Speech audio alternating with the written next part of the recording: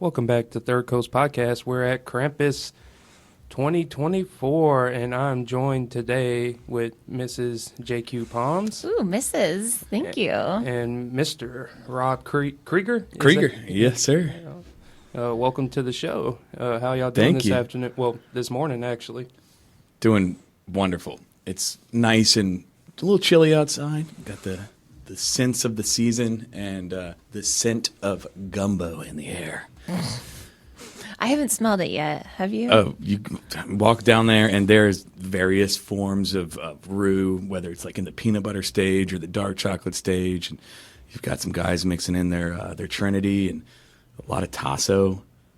Saw some crabs going in, all kinds of stuff. I'm excited for this. This is fun. So are you a part of a team this year, Rob? So technically, this is an interesting situation. Sorry. I first was part of Wu-Tang as an honorary spirit animal the first year that they won. And it was after that, the second year, came back, and I just decided to take more of a independent role. Since JQ and I were emceeing, I didn't think it would be fair to announce my own award, right? So You get tired of doing that, don't you? So really, I support the boys at the Wu-Tang Clan because they ain't nothing to F with. But I support everybody.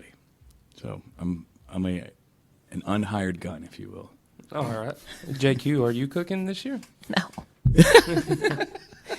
You wouldn't want me to do that. You really wouldn't. I'm just here to judge everybody and not like for their taste. You're not actually judging. You're just like judging in your mind. Yeah. My goal is to go around and meet everybody and hear their story and bring all that, to the award show, the spirit of everyone's background. Because there's a lot of rivalries, right? I mean, there's rivalries among the teams, rivalries among the DJs, rivalries among The memes, Yeah. which is just taken a life of its own and become such a source of joy. It really has. So was there a rivalry from year one? Like, did everyone go into this already rearing up against somebody? I think the memes became like it was a natural progression of, obviously there's a rivalry between the gumbo teams and who does the better gumbo, yada, yada, this and that, who paid off the judges. That's just allegations. Nothing's been proved. But There was a lot of that naturally, evolves into a meme war. And now the meme award is, I'm hearing some strong opinions for the Hill Daddy group. What kind of opinions? There's some people that think that they are the best memers in the world. Okay. However, Dark Side of the Spoon, which I'm sure you've seen, has come in hot this year with their memery. I heard one of them actually went to night school to learn how to meme. I didn't know that was a class, but they genuinely told me that. I was like, okay, that's awesome. I mean, what do those guys do? What is their job? Because they're just memeing all day, every day, and it can't possibly be them. It's got to be their kids or somebody, right? Have they hired some interns? I mean, you've met those guys, right? Yeah, no, you wouldn't expect them to be meme lords, but they are quickly. Heck of a camp setup, though, man. Yeah, oh yeah. Last night Big was time. great. Okay, but say it again, Hill Daddy Daddy Trio. What? Hill Daddy Trilbo, obviously. Hill Daddy Trilbo. And that means, doesn't need to. But who's on that team? It's I think that one has a list. It's Will and Hayden. Yeah. Will Murray of the Iceman Special, Hayden of the Quadraholics. You've got Greg Wads of Spicy Ranch, who's here in spirit because he just had baby girl, Juniper. Shout out. Who else is on that team? That was one I shout think out. that's it. We're already gotta starting keep the it shout tight. outs. Do you know, Joe, keep it after tight. the OZ interview that I went on with Bailey and Taylor, we were flying high. We were so proud of ourselves for remembering everything, not tripping over ourselves. Like, Y'all did great. and we practiced for like an hour and a half at Santos. We each had like a catchphrase that we were going to always start with. We never got to do that because we forgot our plans like immediately when we went on air. Taylor's was always going to say, like, actually, and Bailey was always going to say, apparently, and I was always going to say, anyway. And that's how we're going to start every line that we said. And we thought it was going to be so clever. We never did that. We didn't do any things we practiced. I got to say, But Taylor really crushed that interview. He brought so much, like, gravitas and authority. Oh, yeah. Really good stuff. Yeah. We were supposed to also present the history of the hardwood mill, and we forgot that, and the importance of Oakdale to the state of Louisiana. We forgot all of that. But anyway, we did a lot of shout-outs, and that was fun. And then we got notes immediately. Too many shout-outs. Rob, what do you want me to do? I thought you guys were going to talk about, the history of the hardwood and, what Oakdale means to. I know, and we were supposed to talk about how, like, fortifies the economy and bringing people out here. It is important. But it really is amazing to see, the love that comes from all parts of the state here into Oakdale. And then the love that Oakdale has given back over the years. And at first it's one of these things where it feels like, hey, what's going on over there at the hardwood? What's going on behind those trees?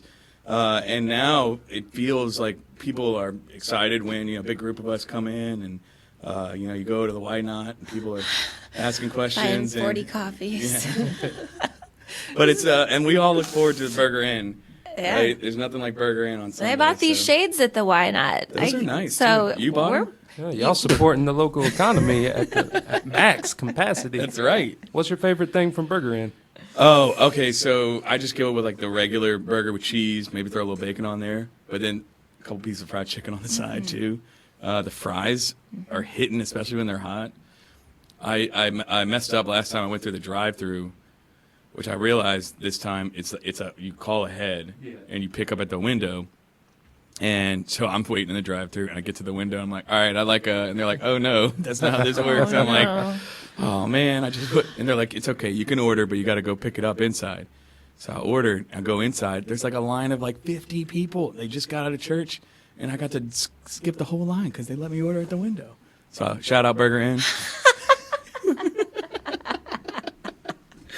But no, it's just so much fun. And then like with Krampus, there's a different sort of feeling. It's still that great vibe, but it feels like I've got my kids here this year. Family friendly. Which Void is very family friendly too. Friendly.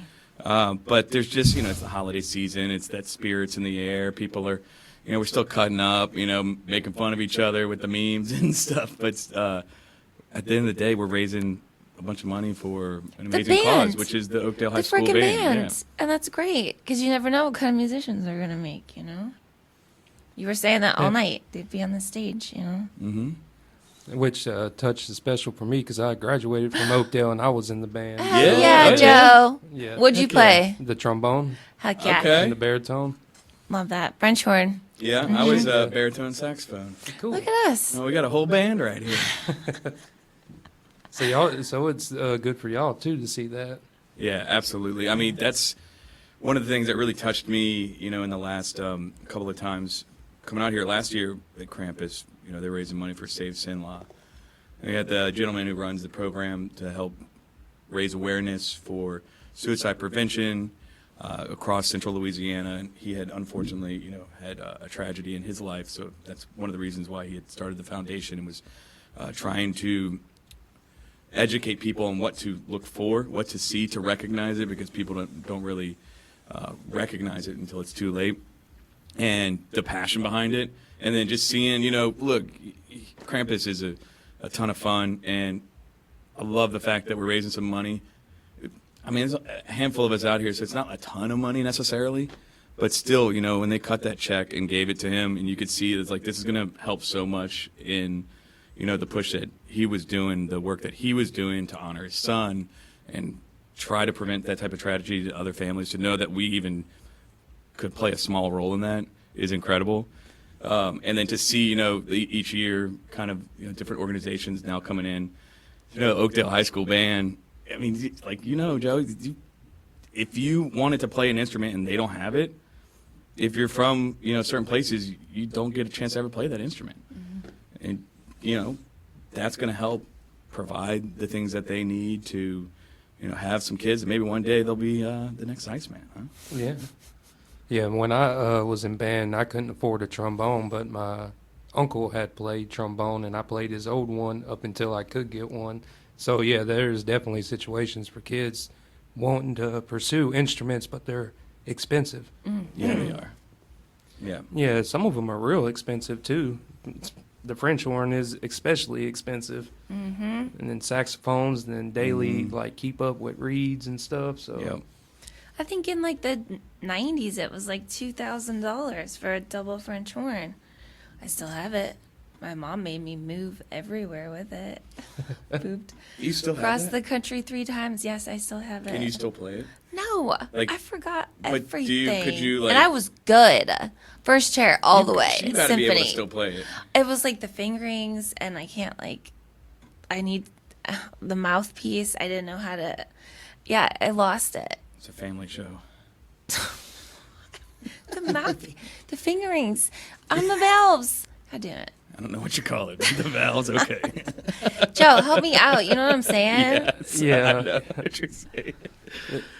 I think it's the valves, yeah. Does the trombone have valves? No, it just It's has a got slide. the spit valve, huh? Yeah, at the end. But that you don't play anything out of that. No, and you have the tuner slide at the back side of it, and the mouthpiece and bell.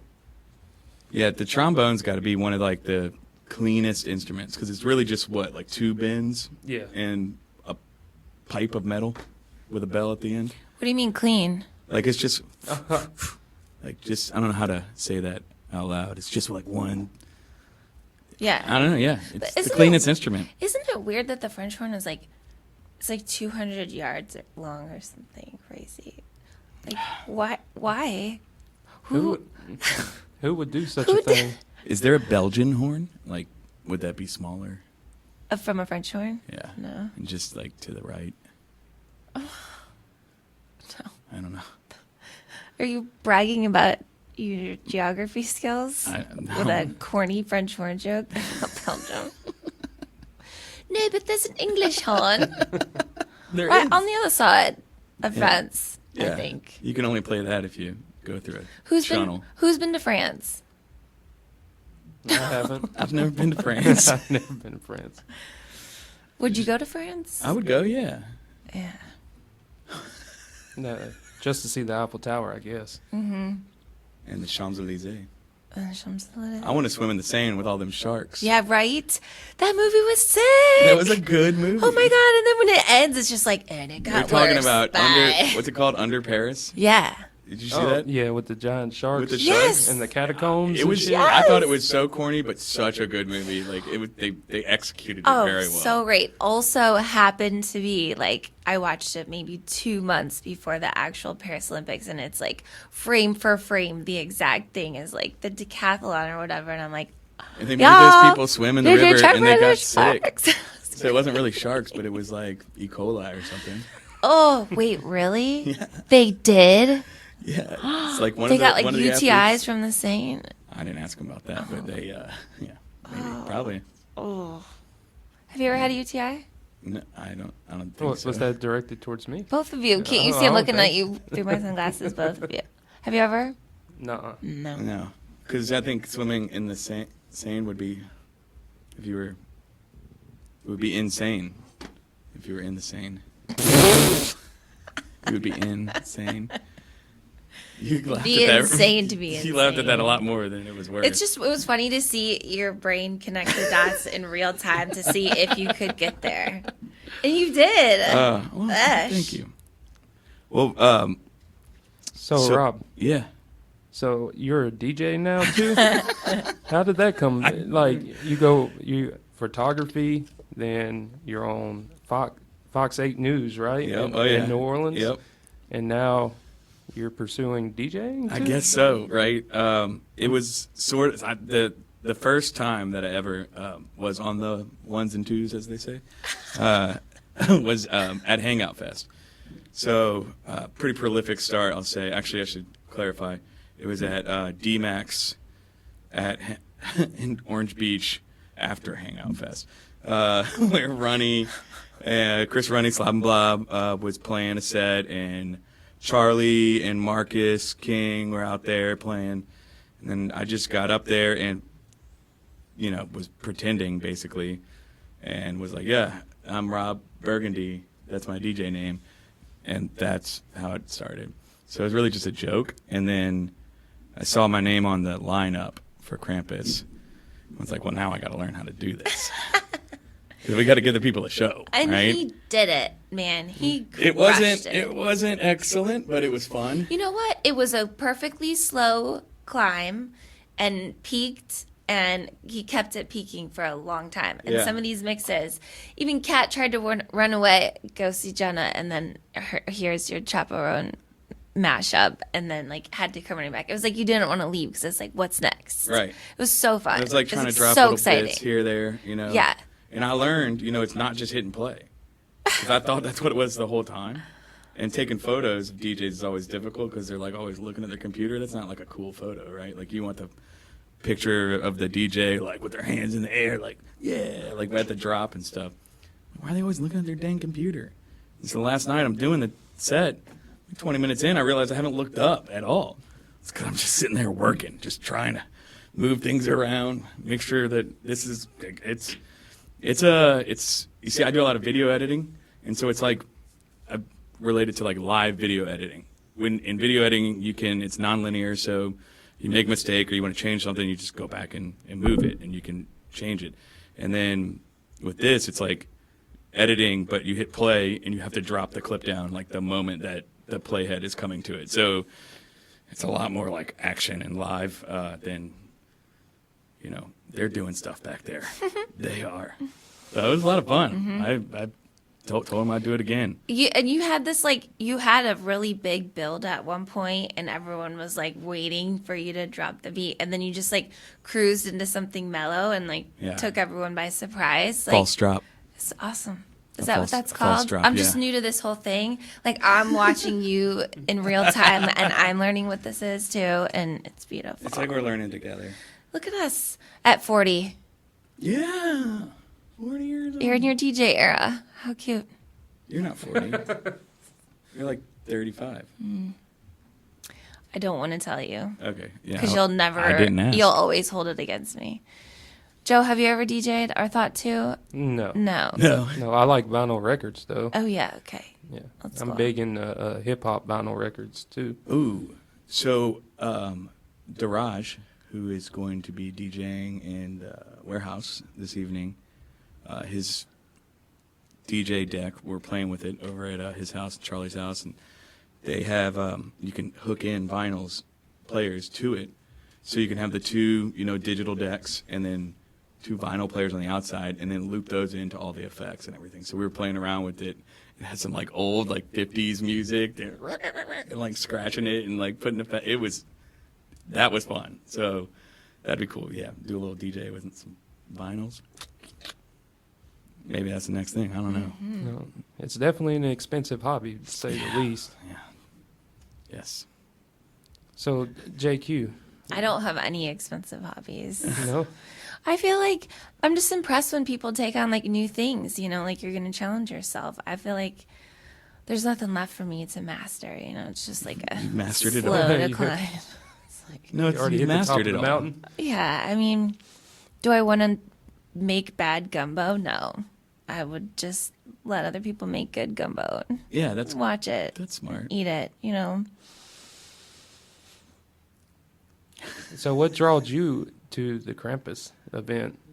How many years have you been coming out to it? Well, let's see. This is the third year. Third year? So maybe the first year, right before it, I was hosting a show at Bank Street Bar, a comedy show. It's part of Hell Yes Fest. And it was a good night. It was the first time we'd done it there. And there was two people that stayed through the whole thing. It was probably 2.5, 3 hours. And they just sat on stools and watched and laughed at every person. It was the perfect audience members, Sometimes it doesn't matter how many people are there. As long as whoever is there is locked in, you're having a good time. And it was so fun. And then it was over. And then they called me over to meet me. And it was Charlie and Kennedy. And, chit-chatting. They're like, you're so fun. We have this event. You know, would you want to come out and host it? Of course, I was already booked that, you know, close in advance. But I was sad to miss the first one, but it was just a very cool moment because it was also like, I'm such a, like, I get starstruck and like weird around, you know, people that I admire. And Never been like that around me. You're not Doesn't there admire yet, me. Rob. Yeah, I don't know if you'll ever be there, but that's fine. I don't want to be awkward with you, but I was awkward because I did know who Charlie was because I was already an Iceman fan, but like I didn't want to come across as, you know, excited or nervous. So I was trying to play it cool, but it really wasn't cool. And then I finally just like fangirled, you know, I was just like, I know who you are, and blah, blah, blah, blah. And I was like, hope I didn't ruin my chances because, yeah. And then the next year, like, we're doing it again. How about you come? And then Charlie was like, I'm going to pair you up with my friend Rob, you know, Rob Krieger from the news. And I'm like, never heard of him. And they're like, you know, Rob, you know, he does the Fox. And I'm like, never heard of him. No. And he's like, well, you'll love him. And then like a week later, Rob and I were sitting next to each other at an engagement dinner. And I was like, oh, we landed in the same place at the same time. And Lynn was on the other side, and we just hit it off instantly. It's Became like the fastest friends. It's like Charlie knew by pairing us up that it would be an easy match.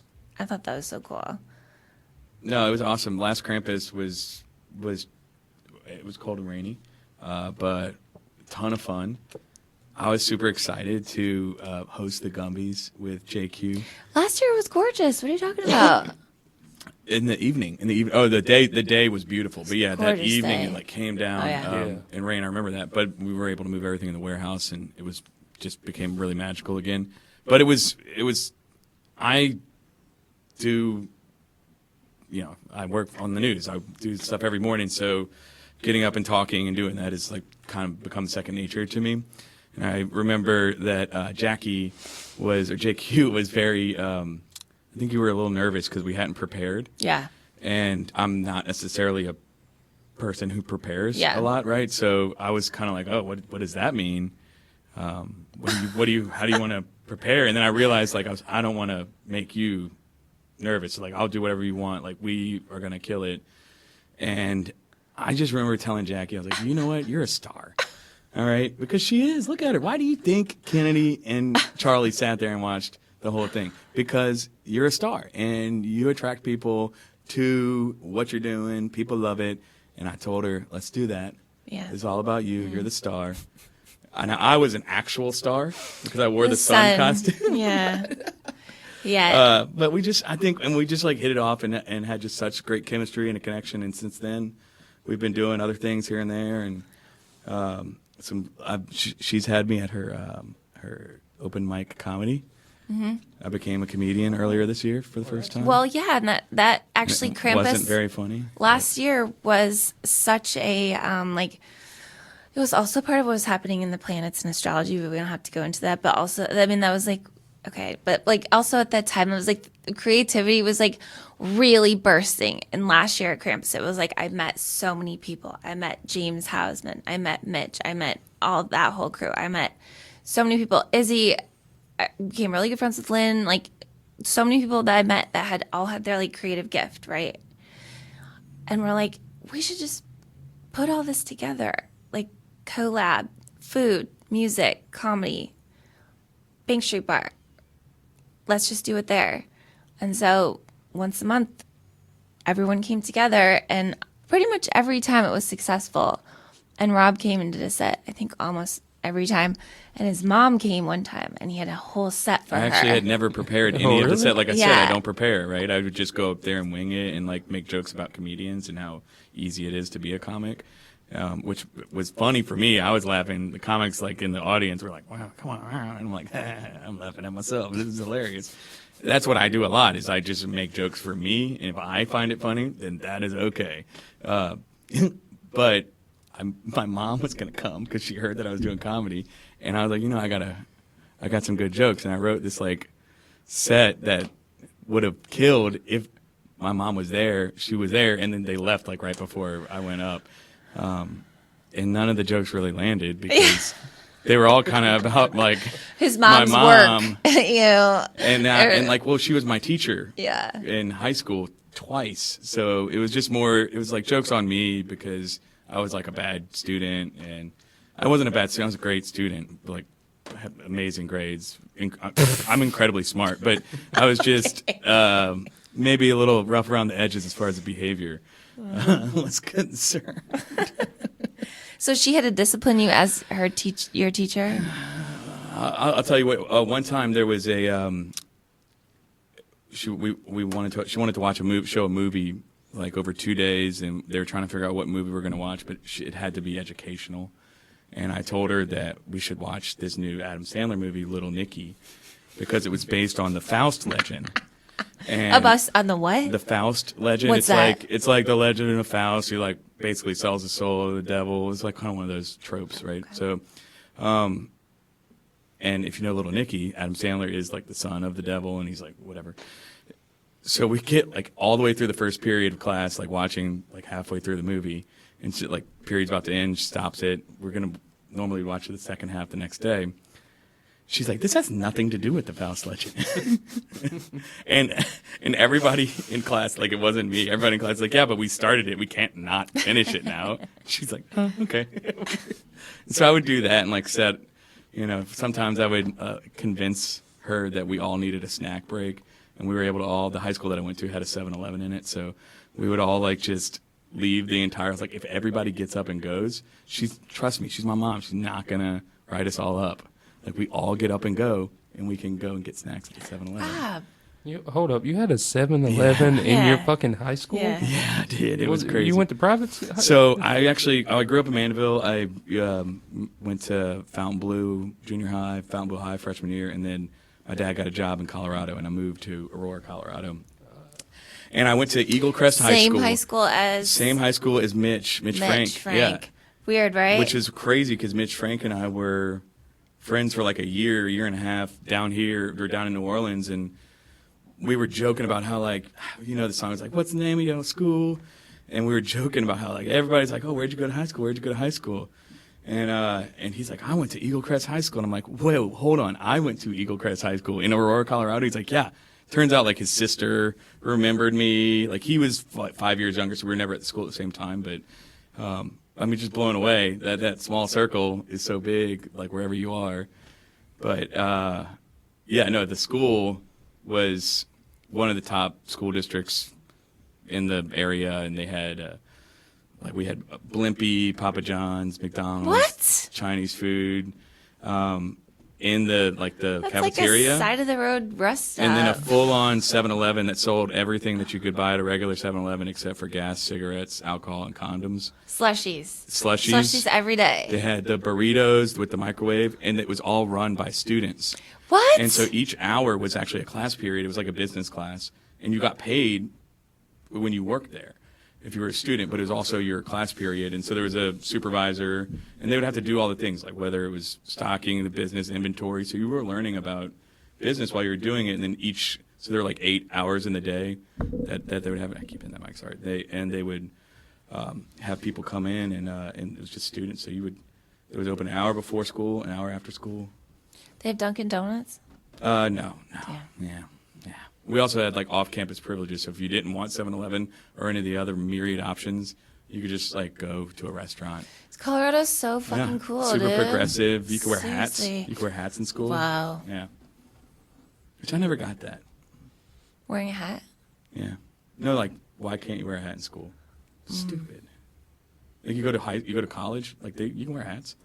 No one's ever like, why do you have a hat on? Okay, no, this brings up an interesting point with this whole notion of like what's proper, like what's acceptable, right? Or so like wearing a hat to school, maybe people are like, oh, it's disrespectful or something. It's like, okay, then you can't, like, what if you wear a hat to a funeral? It's like, oh, it's disrespectful. It's like, but like, who said that? And it's like, no, you just wear your hat because you like your hat. I wouldn't wear a hat to a funeral though. That's disrespectful. right? But like, why? Because you take your hat off. That's respect. I have no 'Cause- idea. 'cause Who makes that's up why. these rules? I'm telling you, everything is going to start to come into question, and all these rules are going to fucking crumble around us. But then we're going to be looking around at piles of rubble and have no idea what to do because, like, we're toast. I mean, like, you're doing the DJ thing, and that's great, but like, we're not going to innovate anything. Like, that's it for us. It's the younger ones. They're going to have to figure it out. We're just coasting, man, forever. We're third coasting. We're third coasting, man. Yeah, I like that. It's nice.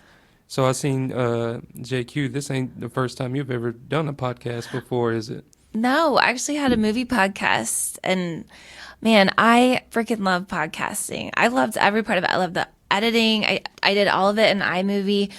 When we talk about movies, I'd find like my favorite clips from it, and I knew how to like screen record it from my phone, import it into iMovie, make the clip, and then put it over, insert it between the conversation. Dynamite. And my timing was great. I had like soundtrack songs going in and out. Like, it was awesome. I was like really proud of myself for it, you know?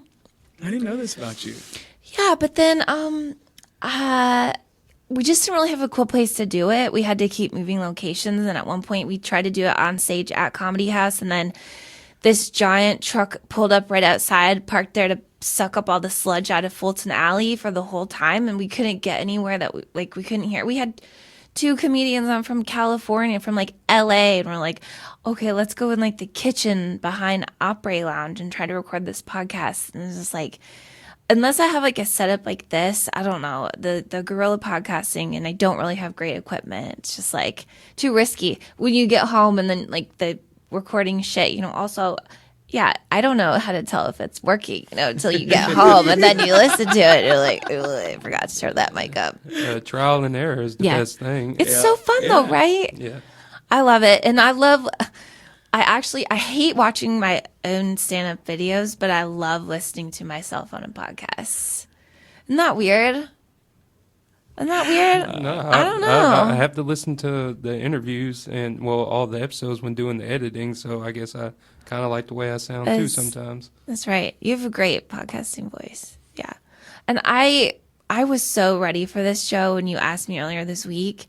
And then, like, you know, last night happened. So this is just like 30% of JQ's brain that you're getting. You'll have to have me back on again, please, without Rob, because that was initially the plan.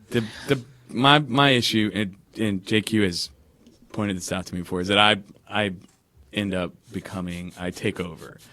And what did you say? You're the star, but I'm the sun. And I mean, I can't. It's just It's not. You can't help I'm not yourself. trying. So during the pancake breakfast that we did at the Void, that was very specifically told to me. This show is not about you. It is about me. And I said, yes, ma'am. And then who did most of the show? He did, because his microphone was louder than mine and no one could hear me. It was...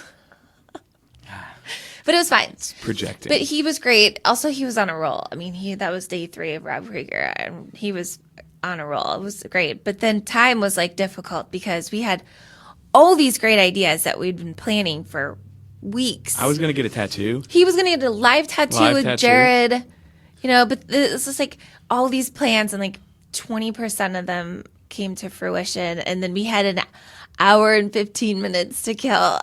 But what I will say is next year at the pancake breakfast, making some changes. Major changes. And this we're was gonna a dry run. It's gonna be probably, I mean, we had people tell us that it was one of their best favorite part parts of of the Void. weekend. Oh yeah. So Mitch can't stop raving about it. He's like, I'm taking it serious this year. He didn't take it seriously. And he knew that. Because the song that I wrote for the intro song, they blew it. I had to tell him last night.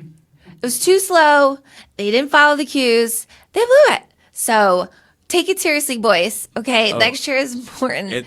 We will have pancakes. We will have, and my wife, Lynn, Yes. she's going to, there will be free pancakes for everybody Yes. at the pancake breakfast. She's going to be making up a mess of pancakes. And we will most certainly be reviving the smelling bee. Mm-hmm. The smelling bee, for sure. I think that was a very popular one. Did you hear about this? Where, No, Koba went to it. I didn't catch it. well, there was the spelling bee the night before, which got very dramatic once again. So we did a smelling bee with, was like a 40-pack of scented The markers. old school markers from like grade school. Oh, yeah, with like the the Mr. apple. Sketch. Yes. But some of them were like nacho cheese and like, you know, It was obscure weird. flavors. Doctor's Actually, office.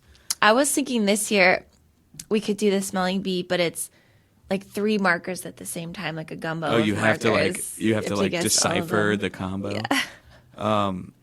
I thought that was a brilliant idea. That was JQ's Yeah, idea. but okay, spelling bee and smelling bee, anyone can go up and do it, right? Rob was like, no, only 3 people. That's it. yeah. We have 40 markers. Well, yeah, I know. We could have filled I have a so very much time. rigid And everybody brain. My wanted to mind smell the says- markers. My mind says, do 4 minutes and take a commercial break. Do 4 minutes and take a commercial break. So I'm just like, in But we this- had no commercials because people were supposed I to come. forgot about the commercial breaks.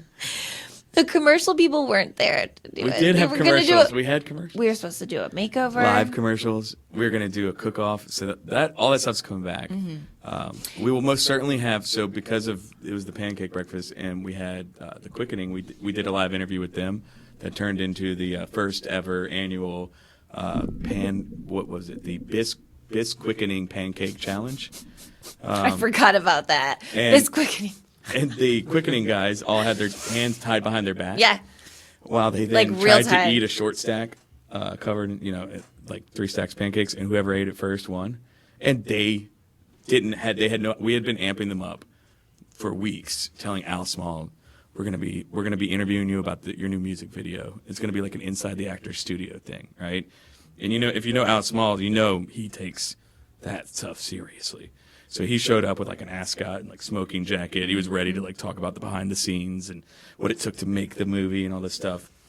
And then it was like one of those things where you just rip the rug and you're like, nope, we're not doing that. You're eating pancakes, put your hands behind your back. Mm-hmm. And they all embraced it. And Al Small, he walked away as the champion of that. And that was a great moment. He wouldn't eat the pancakes though without blueberry compote. He needed blueberry compote. He was very So I had to go get him bougie a about that. little. What do you call those? What is that? Ramekin of like It's like a blue. It was actually really good. It was a Elle. jam. Elle, who she performed last year at Void, and she's one of the vendors and does the late night grilled cheeses. It's like a blueberry jam with some syrup, kind of like a sort of a tart thing. I don't know how It was she yummy. made it. It was good. But he had a little ramekin of it, and he would go down and pick it up with his little teeth, dump pour it it on, onto yeah, the 'cause you had no pancake, hands. and then eat the pancake, and he won. He took it down. Even with that. Yeah. It was pretty epic. Yeah. So we got to do another bait and switch idea. Oh, it'll be good. Has to be fresh. It won't interfere with the ice cream social this year. Donnie has promised that. There's just too many good things going on at the same time. Yeah. Plus, it's a morning show, and who's up at 11 on Well, Saturday? they will be up because we'll do fireworks again. Yeah, we did start with Everyone Izzy's loved that. fireworks. Hell yeah. Y'all had fireworks? Yeah, Izzy fireworks. He might be starting the award ceremony tonight. Nothing with like some them, too. morning fireworks, right? Yeah. Give people up. Hey, get up, out of bed, time to go. It's Yeah. Void. Are y'all going to be dressing up this year? Yeah, I have a gown and a crown and a diamond necklace and gloves, and it's 30 degrees outside, so I don't know how that's going to go, Joe. It was supposed to be all about the outfit, but I haven't changed once since I got here. Well, I here's can't the imagine thing. taking my clothes off. JQ, you never mind. You can, you are a star. You are a star. So it doesn't matter what you wear. But I will always be the star. Okay, we got that. What are you planning to wear? He had a killer outfit last night I was for gonna, his Rol Burgundy set. I was going to wear the sun again. You're going to win the sun. Yeah, we got to gotta find get it in out the that costume department. Oh, it's fun. Yeah. Yeah, y'all enjoying y'all's time on the show? Yeah, absolutely. It's a good time. Mm-hmm. Well, y'all said about 40 minutes, right? Yeah. So we're right there. I appreciate y'all for 40 joining. minutes? Yeah. Jeez, it's a No, I good could time, y'all. keep going. I know. JQ, you went from like 30% in the beginning, but you're definitely at like 67% now, yeah. if not higher. Heck yeah. Yeah. Keep Above it average. climbing. Well, we always do words of wisdom at the end of the show. Do y'all have any words of wisdom for the listeners out there? Here's my word of wisdom. words of wisdom. When it comes to gumbo, the roux must be perfect. But if it warms your heart, it doesn't matter who made it. It's still a champion gumbo. Especially if it's made by Kennedy's dad. Wow. See, we're supposed to leave conspiracies out of this. You didn't get that? No, that one flew over my head. Well, when we did that OZ interview, there was a list of words Bailey was not allowed to say. Conspiracy was one of them. Nitrous was another. Yeah, no, shouldn't do that. That's a good word of wisdom. Don't do nitrous. No, right. Yeah. I don't know. Word of wisdom. Matty Whitcomb told me this. He's the painter, Jesse's partner. He painted our Jamettes floats. Excellent artist. Quiet guy, but loves comedy and comes to the shows and is amused, enough to keep coming back. And he just, every time he says, don't stop. Just keep going. Just keep going. And I say the same thing to him. And it's like, forget about good or bad or likability or star quality or being perfect or getting it right the whole time. It's just like, don't stop. Keep doing this. Keep doing all of it, That was much better than my words of wisdom. That was really Yeah, good. that was good. That was really good, JQ. I was just flowing right there. Yeah, I you didn't just know where kept that going. came from. It just channeled You in didn't me. stop. Got the Well, thank y'all so much for joining us. Thank you, Thanks, Jeff. Joe. Appreciate you, man. Yeah. And Rob Krieger, JQ Palms, and I'm Joe What It Do Gators, and we out.